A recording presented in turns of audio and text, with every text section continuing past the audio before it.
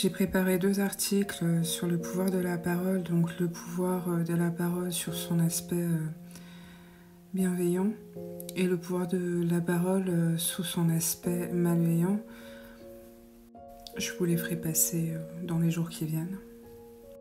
Mais en attendant, j'aimerais vous rappeler quelque chose, ou vous apprendre quelque chose si vous ne le savez pas. Le verbe, la parole, est un outil puissant pour modifier la pensée des autres. C'est quelque chose qui va rentrer à l'intérieur de vous.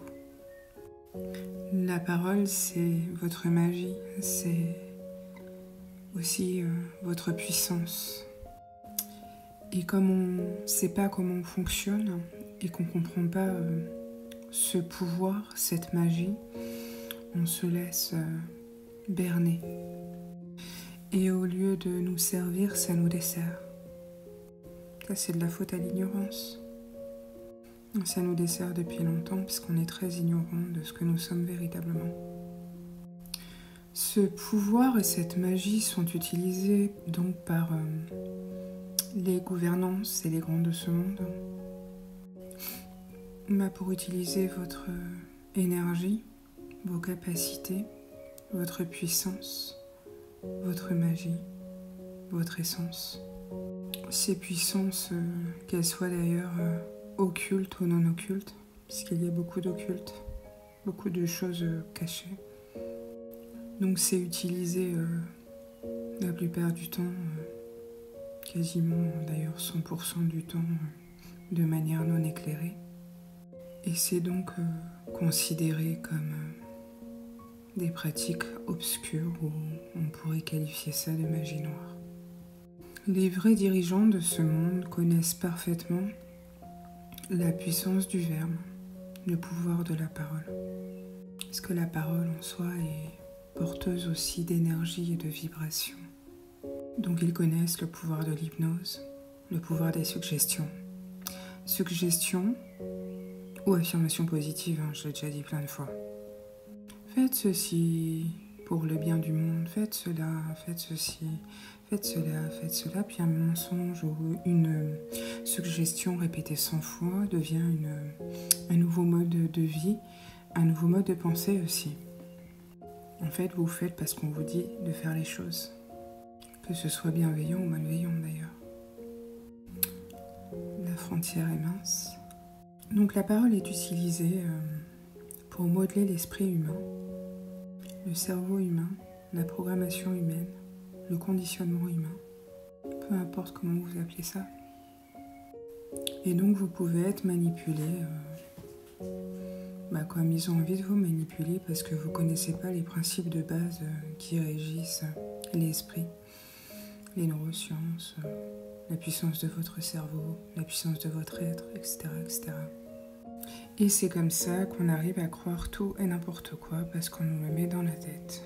Et c'est aussi comme ça qu'on arrive à nous faire passer des vessies pour des lanternes. Ça dénote aussi un grand manque de conscience des choses, de connaissances, toutes ces choses-là. Il y a les informations qui découlent de cette réalité, mais il n'y a pas que ça. Il y a beaucoup plus que ça.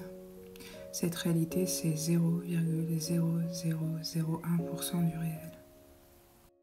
Pour vous dire qu'on sait vraiment pas grand-chose, finalement. Même moi. En tout cas, il semblerait que j'ai compris un peu plus de choses que le commun des mortels. C'est pour ça que je le partage avec vous aujourd'hui. Et j'ai pas fini. Je fais que commencer.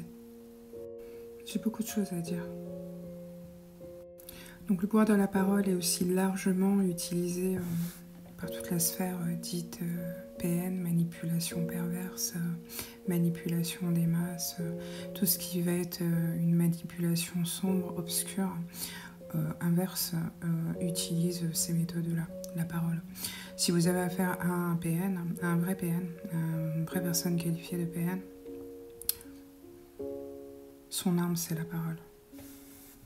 Donc ne parlez pas avec un PN, vous partez, vous le laissez baver son vomi, son venin, et vous partez en fait. Mais ne prenez pas ce qu'il vous dit, vous rejetez tout. Parce que si vous commencez à prendre ce qu'il vous dit, vous allez être mal en point au bout d'un moment. Parce qu'ils ne cherchent qu'à détruire autant que les gouvernances actuelles de l'humanité. Donc tout ça pour vous dire que la parole est un outil extrêmement puissant, c'est un outil qu'on utilise dans le cadre de l'hypnose.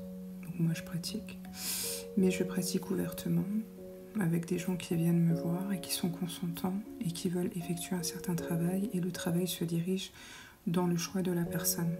Donc il y a un respect. Contrairement à tout ce que j'ai pu citer auparavant, où il n'y a pas de consentement éclairé, pas de respect, pas d'information sur ce qui est en train de se mettre en place ou de se passer. C'est caché, c'est insidieux, c'est perverti et c'est surtout pervers, obscur, sombre et noir.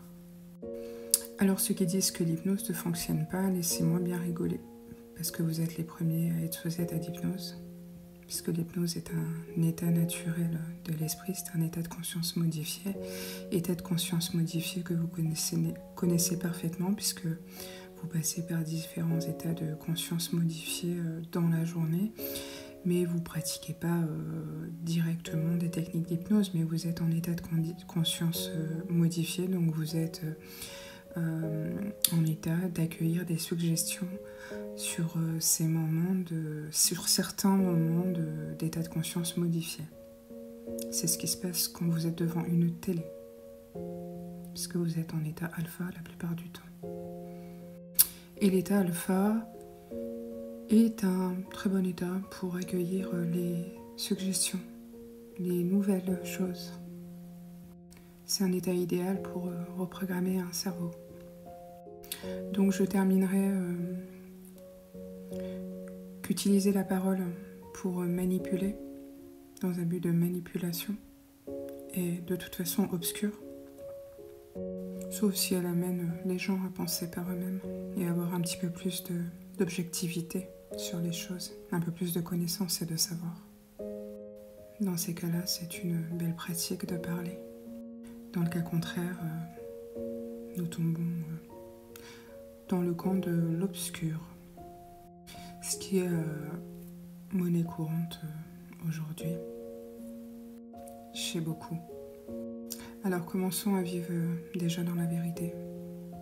Et commençons par arrêter de manipuler Pierre, Paul ou Jacques pour avoir ce qu'on veut ou ce qu'on aimerait avoir. Déjà on pourra commencer à faire bouger les choses.